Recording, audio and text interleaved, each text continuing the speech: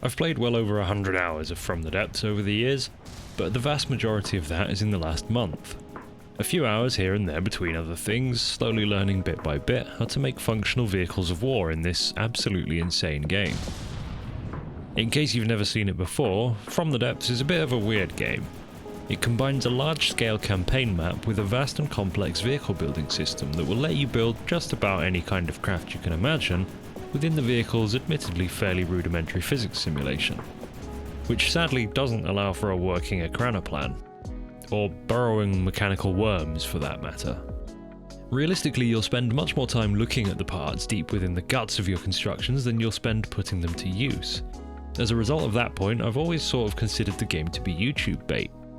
Like many others, I first saw the game 6 years ago when Robaz started making videos on it.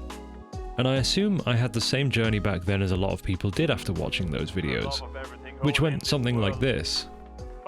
You'd see the videos, buy the game, play the game, and then realise that those videos were something like 12 hours of footage condensed into 15-minute packages. Shortly thereafter, you'd stop playing the game. But there's two sides to that point. From the creator's perspective, it's incredibly inefficient to make content with. If you make short-form videos like Robaz did back in the day, you end up recording a full day's gameplay for 10 minutes of content, which doesn't really work in the modern, fast-paced, algorithmically driven hellscape that we call home. And if you make long-form content or stream, then who's going to sit around watching you try to perfect your cram Tetris? Probably just a few people that would flood the comments or chat with their suggestions on how to improve your design. And I can tell you from my own bitter experience streaming Path of Exile, it's not particularly fun. Speaking of bitter experience, I have two things to ask of you if you've been watching my videos so far. One, maybe think about joining my Discord. It'd be nice to start to get a community going there. And two, if you haven't already, then subscribe. I realise it doesn't actually do much for you at this point because YouTube may or may not actually feed you videos from channels you're subscribed to, but it helps me out. Thanks. Back to it. 6 years later, I have much more patience and a greater appreciation for spending a whole day engineering things in video games, born of an actual engineering career. You see, when you're technically an engineer but all you get to do is work on telecoms joints, suddenly designing your very own destroyer is much more fulfilling than it used to be. Now, veteran players forgive me, but I'm going to massively oversimplify things. Essentially, there's 4 elements to a craft. The hull, which is fairly obvious. What the craft is going to do is going to determine the size, shape, and material of whatever it is you're building. A submarine, for example, probably isn't going to have an open top, and a cargo ship probably isn't going to be clad in thick layers of sloped armor like a combat craft might be. There's propulsion, which is also pretty obvious, but a little bit more varied in that there's quite a few different methods of making things move around, from paddle wheels and propellers to complex custom jets. There's the brains of the craft, which include its AI mainframe as well as various detection components like sonar and infrared equipment so that the ship can figure out what's around it and behave accordingly. And the final major component, the only one that any of you really care about, the bits that make other things explode. Missiles and, by extension, torpedoes, guns of various types, lasers and particle cannons are all on the table, as well as using your own ship as a giant bullet. You can get pretty creative with that. I've even seen a craft that crawls along the ocean floor underneath enemy boats and harpoons them right in the taint to pull them underwater and drown them. I spent far longer than I should have putting together a little personally piloted nuclear kamikaze sub in the designer to demonstrate my point here. I was going back and forth between a few different designs, deciding between a drill-fronted design or the nuclear option.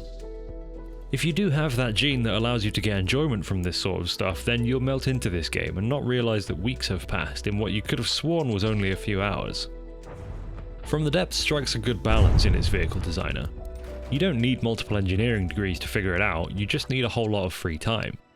Like I mentioned earlier, the physics system is actually fairly rudimentary.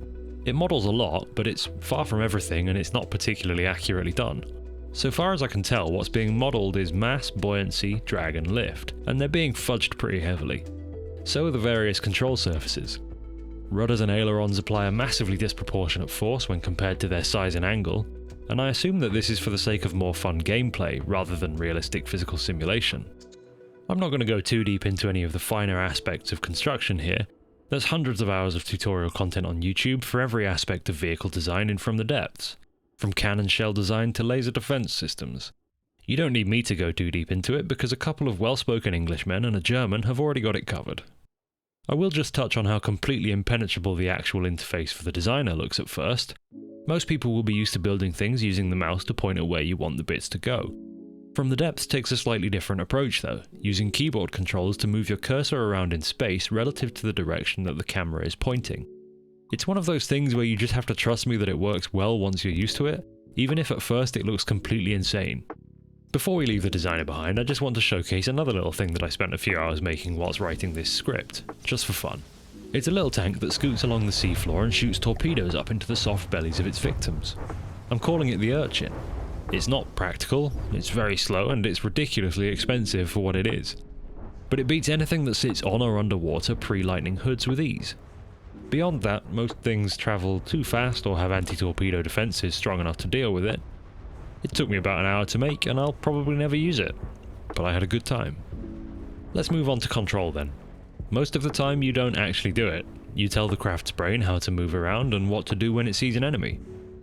It's a bit of an arcane process, but a well sorted out AI will have a craft moving around smoothly and engaging opponents intelligently. If you've got a massive broadside gun battery, then you want it pointed at the enemy, that sort of thing. You can take personal control, as you will have seen me doing in a few of these clips.